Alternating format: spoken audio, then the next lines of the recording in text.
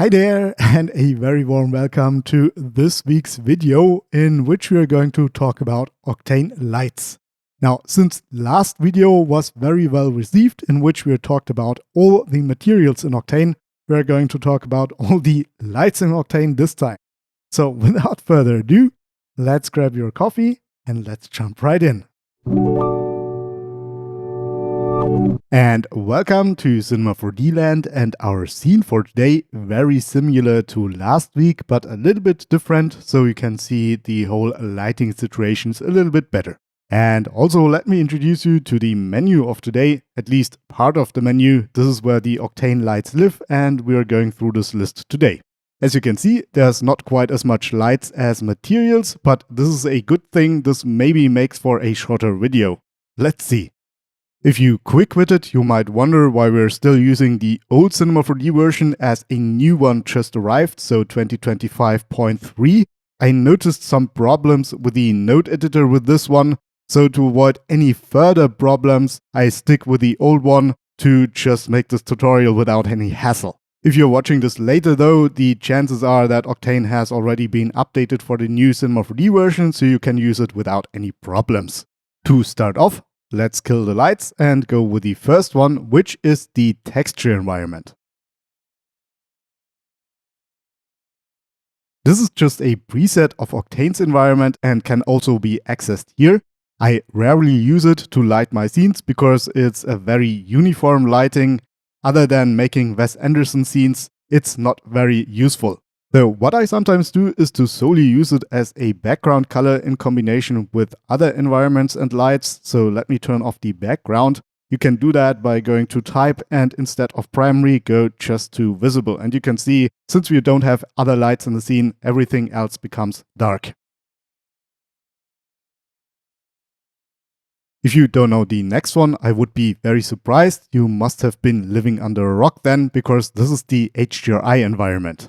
I could click here to create one, but let's use the presets and go here, and you can see that the RGB spectrum has been exchanged for an image texture. If you don't mind, let's follow me on a small tangent and a rookie mistake that often is made. So instead of using the Octane image texture that is provided here, we just drag in our HDRI directly into the slot, and you can see everything becomes overexposed. This is because we are not using Octane's image texture, but Cinema 4D's texture loader instead. If we go back one step, go inside of the image texture that is provided, and then load our HDRI, this is now looking much better and as expected. To explain, when we clicked the preset for our HDRI environment, Octane created an image texture with a gamma of 1. This is to load HDRIs that are usually stored with a linear gamma of 1 correctly. This is in contrast to other textures that are usually loaded as sRGB or gamma 2.2. So if we set this here, you can see it's the same result as with the Cinema 4D texture loader. And no, just to confirm, if you lower the power now, you get a totally different look. This HDRI you're getting right now is much more contrasty. I know this is totally basic and you probably already knew this, but I just wanted to include it here. So HDRIs are loaded correctly inside of Octane. We are almost done with our environment, but if you remember, we have a third preset here. To explain this, we have to go into our nodes. So let's say we have an HDRI and we want to make it even more colorful. So we add a color correction here and make the saturation go boom, something like that. Now, since there's a node in here, an extra one, and we want to rotate the HDRI, this is no longer working. This is where this button comes into play. And if we press it, it just adds a UVW transform here. So basically next to the output, this lets us go with the rotation again, no matter what node tree we have behind it. And this is what the last preset here is doing. So on to the next in the list, which is the daylight environment. So if we create one, this looks a little bit strange. And this is because we need to angle it a little bit so the sun comes over the horizon, like this. Let's have a look at the most relevant settings in our Octane daylight environment. I think I'll start with the daylight model. If we twirl that open, you can see we have a choice of 4 different models, each of which is giving us a slightly different rendition of our sun's position. unintentional rhyme territory again. To be honest, I usually don't touch a lot of other settings in there, but sometimes I go with the sky topidity. This is basically changing the haziness of the atmosphere, giving us a more overcast look, making the shadows less harsh. What I also sometimes touch is the sun size. This makes our shadows more soft. For example, if we go with a value of 5, you can see now we have a little bit of a softer rendition of the shadows. As a small bonus, let's get a look at the second tag that came with our daylight environment. This usually comes with a Cinema 4D sun and sky rig, but is added here. I took the liberty of already animating it. Right now it's still turned off, but as soon as we turn it on, the sun is jumping to the position that is given by the date and time set here. So when we go through our animation, we now have a daylight cycle. To be honest, for the longest time I thought this was broken until I realized it's not even turned on, and it's on purpose so you can set your daylight environment unless you really want Cinema 4D's daylight system to take over. In this case, you just turn it on. And I think that's it for the daylight environment. Let's go with something similar that I almost never use, which is the Octane Planetary environment. To see a little bit more, we have to get rid of our backdrop and adjust our camera a little bit. Something like this. So what the planetary environment is supposed to be is simulating objects in orbit of a planet with an atmosphere. And this is what you see right here. So this is the end of the planet and the start of the atmosphere, which then ends in the star field. Now let's go back to our tag and have a look at one very important setting, and this is the altitude. So right now we are actually at a frog's perspective, or even lower than that. We are actually only 1 centimeter above our planet's surface plane. So let's change that and go actually a lot higher to a whopping 500 kilometers. You can immediately see that the sun is no longer filtered by the atmosphere. So let's go outside of our camera and have a look what we are dealing with here. And you can see now we can see down on the planet and its atmosphere here. The planet seems a little bit dark though, and this is because we are missing textures for it. Of course, as with our other environment, the sun's position is linked to our light's rotation. So when we rotate it, then everything is changing here, something like that. If we go back to the tag again, you can see the planet is supposed to be textured. And I have a 10K texture here, which I will drag in, something like that. Then you can see some landmass appearing. If you don't like the position of the land, you can also change the latitude and longitude, so we can choose where we are directly. Also, keep in mind that 10K is not very huge even for a 500 kilometer height. So I guess you would be better off with a 50K map or something like that. Of course, you can finesse this without end, especially if you have the right textures for the planet in the right resolution. But still, if we have only one texture, this also can look rather nice, especially if we have a nice lighting situation, something like a space sunset, like this, for example. If you're missing stars, of course, there's a texture slot for this as well. Though you wouldn't be able to see stars with the current exposure, I'm not going into the moon landing no stars debate here. For now, I leave you to experiment with the planetary environment and go for the next in line here.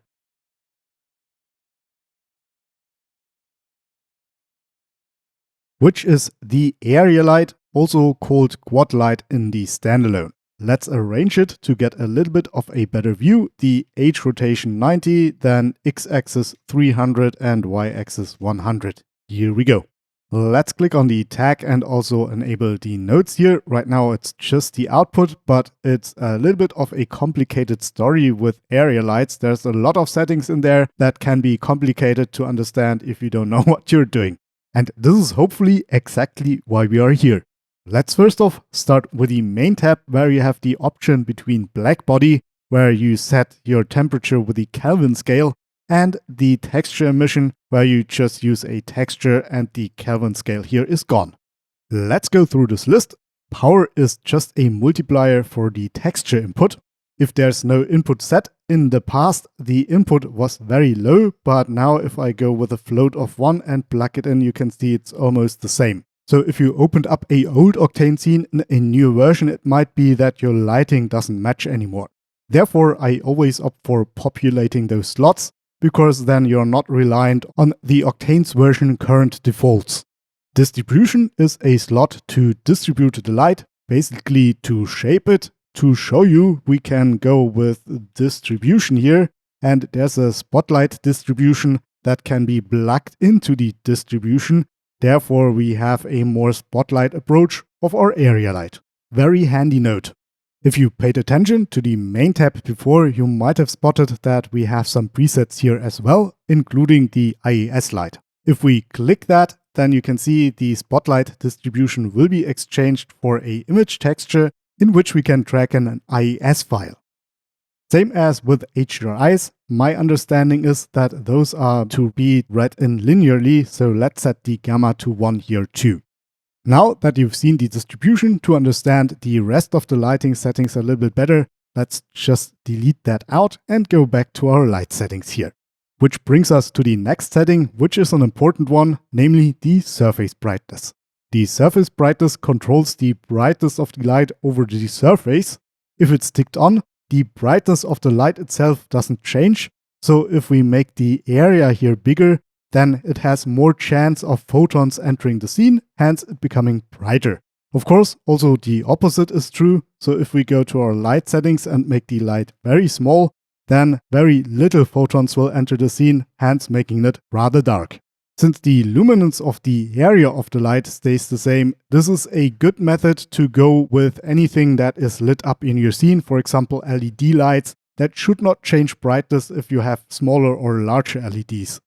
If you don't want to have the light as visible part in your scene, but light your scene with it, then the surface brightness ticked off becomes valid. Because now, no matter what size, the light output in the scene stays the same. Let's go to the extreme example by 5 by 5 centimeters, and you can see, though the light is very small, it's now incredibly bright to light the scene with the same output. To better understand, in other words, so surface brightness ticked off keeps the light output brightness in the scene consistent, while surface brightness ticked on keeps the light source brightness consistent. Of course, you can only have one or the other. By the way, a value of 150 seems to be the equilibrium. So if I then go to surface brightness and tick it on and off, it seems to be the same brightness for both. Keep instance power is very similar to surface brightness, but scale based. So if I go to scale and make sure you're in object mode, otherwise you won't scale your axis, then scale your light. You can see it is now getting brighter and dimmer like before. Of course, checking keep instance power is doing exactly what you think it will. It will keep the constant output of your brightness.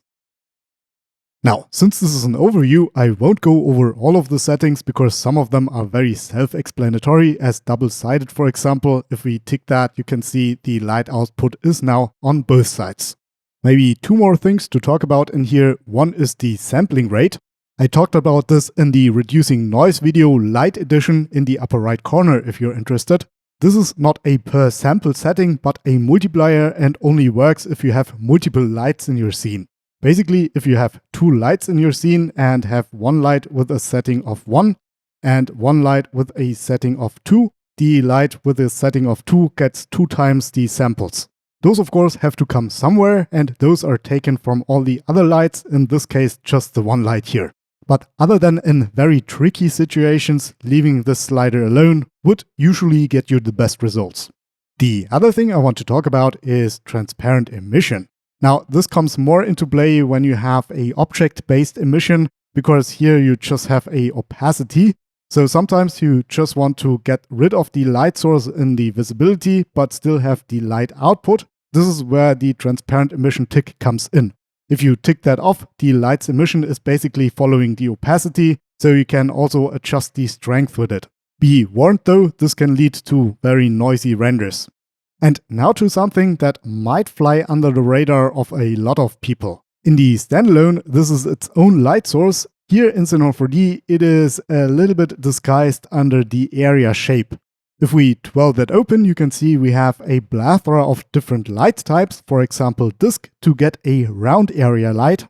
The very important thing to know though is that most of those are not supported in the core. So what's happening behind the scenes is that the core supported area light, the rectangle light, is now exchanged for polygons in a disk shape, illuminated by a emission texture. The downside of this is slightly worse sampling. Now there's another light that is supported by the core, which is the sphere light here. To be honest, I rarely use that. I just wanted you to know that this is an officially supported light source that has very good sampling qualities. And that, I think, concludes the overview of the area light. Let's go with the next of the list. And these are actually derivations of the Octane area light. So we have the targeted area light. We need to have a target first to do that. So we just create that and whatever was active will be targeted. Now if we move the light a little bit, then you can see what we have here. This is only a help if you want to have a targeted light anyway. And the other one we talked about as well, which is the IES-Light, which creates a light with the preset of IES. So if we go to the light settings, you can see we have an image texture ready for an IES to be entered. Since we already talked about those, let's go with the next in line, which is the volumetric spotlight. Same as with the area light, let's position it 300, 200, 90 and maybe -20. Here we go. Despite its very good capabilities as a spotlight, I almost never use that as well, and this is because of the volume in here. Let me show you something while using a texture environment, then go to the spotlight and get the power down to 0 and also increase the density of the volume. You can see that there's a volume in the shape of the cone of the light just emitted in the scene. And in a wide variety of situations, this is more a curse than any help. Because this is not how spotlights work. Spotlights illuminate an already existing volume, but not create the volume in the cone of themselves. If you still want to go with a light, what I recommend is going one step back and then just flat out deleting the volume inside of it. Let's give it its power back and also dim down the environment. Because there's a couple of more settings to talk about. So to change the cone angle, you enter into Cinema 4D's world and go into details and then outer angle here to increase or decrease the outer angle, and then the inner angle to adjust the fall off. And last but not least, one of the light specialties are its barn doors. If you're on-set lighting technician, you might be familiar with this, so you can cache away lighting from the barn door here. And you can see that the barn doors also move according to what they are caching away. Despite the nice feature set of the light, as I said, I almost never use it. And the reason for that is the volume. We deleted that, I know, but what we can't delete is some invisible geometry holding the volume of the cone. And sometimes this can cause artifacts when it intersects with the geometry of the scene. So if I need a spotlight, I opt for an area light with a spotlight distribution instead. Now, hint hint, if Otoy would decide to build in a switch and make the volume behavior optional, I would be all for the spotlight in its massive set of features. So maybe we can have that in the future, pretty please. Now, on to the next light, which is the Analytic light. So let's do the same as with our area light by moving it over in the x-axis 300, but instead of Rx, we are going to Ry with the 90-degree rotation. Not sure why this is, but here we are.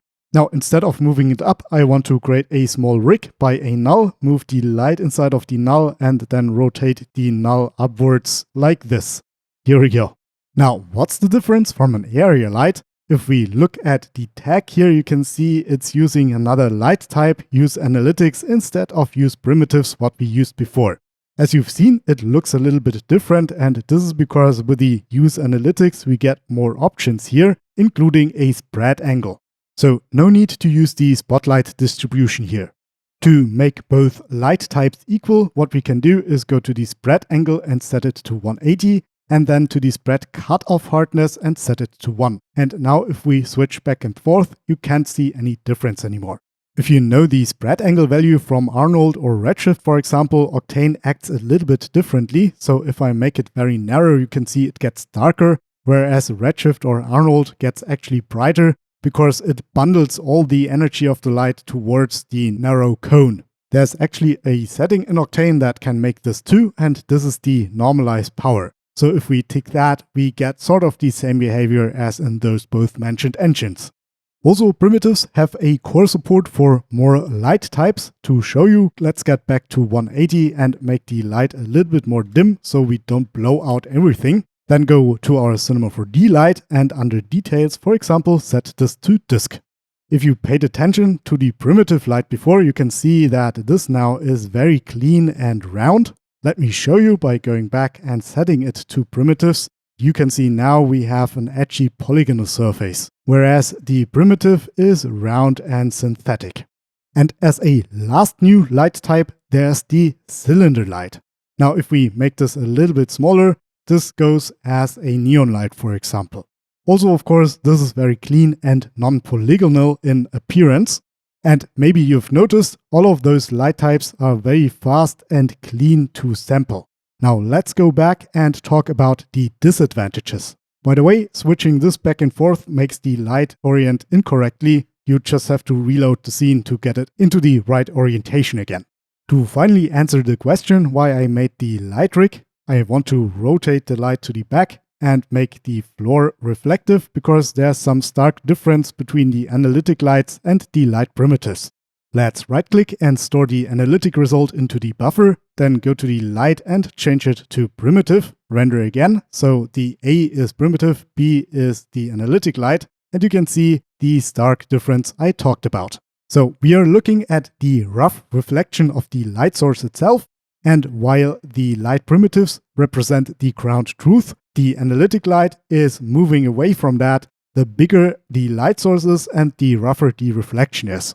So if you have small light sources or non-rough reflections, glossy reflections, the difference is minimal. But if you want to have ground truth realistic renders, then stick with light primitives. If that is not important for you, then you can use analytic lights all the time. I just wanted you to know this before you make the choice.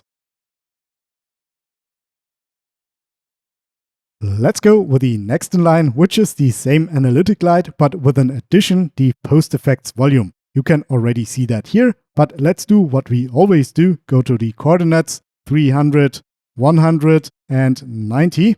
Here we go. This is actually the same light that we used before, but with the addition of this here being ticked, and also in Octane's PostFx under the volume effects, this being ticked. I also think I just found a bug. If you go with the spread angle to 180, it just stops and doesn't do anything anymore. So let's go back to 60. Basically, it is what it says it is. It is a post volume. So if you move around with the camera, you can see it works quite well. But don't expect it to work in scenes with a lot of motion blur and lots of depth of field. Again, this is where I'm going to leave it. Experiment with it. Have fun with it. Now on to the next in line. We are slowly but steadily nearing the end of the list. One of the last ones here is the Octane Directional-Light. Same as with the daylight environment, you point the light source in the direction it will shine. Like this. And while most of its settings are run-of-the-mill light settings in Octane that we already talked about, there's one new one, and this is the spread angle, where you can soften the shadows, like this. One small caveat with this light source: if we go to materials and create a metal material and set the roughness to 0, which it is by default, then apply it to the object real quick, you can see that we don't have any highlights. Now, this is to be expected for an infinitely far away light source, but only for a spread angle of 0. As we widen our spread, this means that light will come from more directions and therefore will be also visible on the highlight. Now, you can work around that a little bit by going to the material, to the roughness, and set the roughness something else than 0, and there highlights will appear. Again, I just want you to know those drawbacks when you actually use the lights.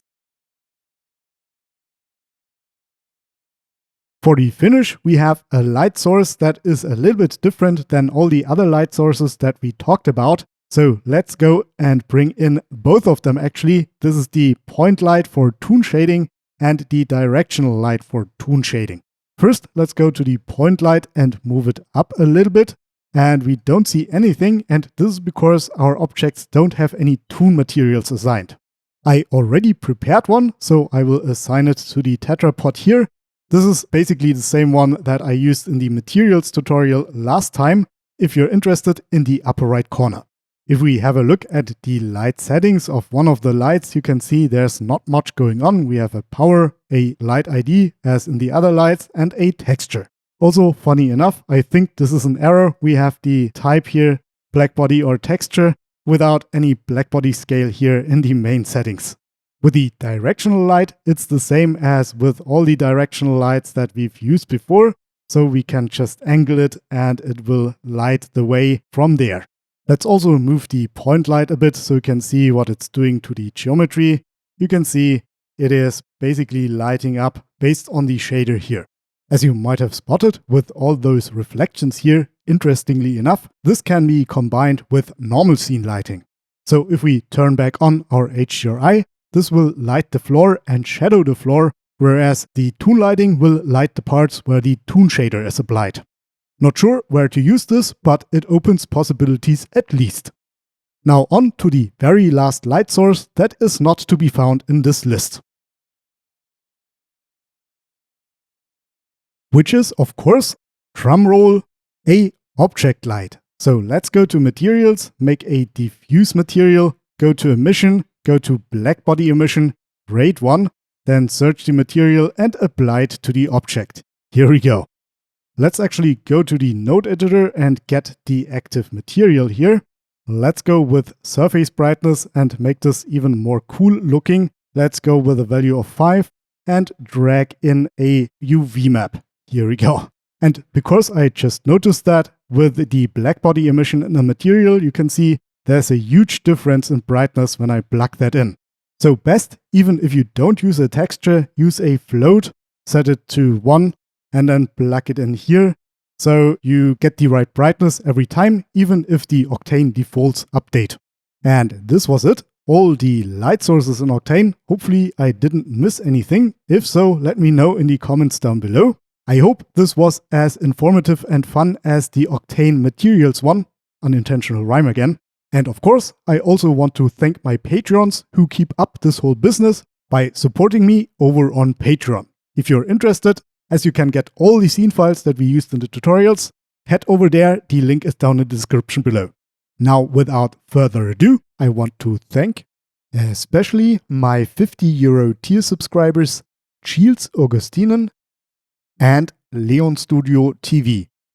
Also, of course, a huge thank you for my €15 tier subscribers, Doi Jim, For Die Thieves, Adam Sen, Alessio De Vecchi, Ami Schiedried, BVR, Christian Grajewski, Gabriel Machado, Graham Bucknell, Joel Muckemer, John Edward, Chris Clemson, Ness Graphics, Nico Straub, Part 1 of 2, Ralf, Reiko, Reshock, Shamus Johnson, Shiro 2049, Zoo Shag, Terry Wayne Ranson, Jan Verbeeke, and Yassin Rupp.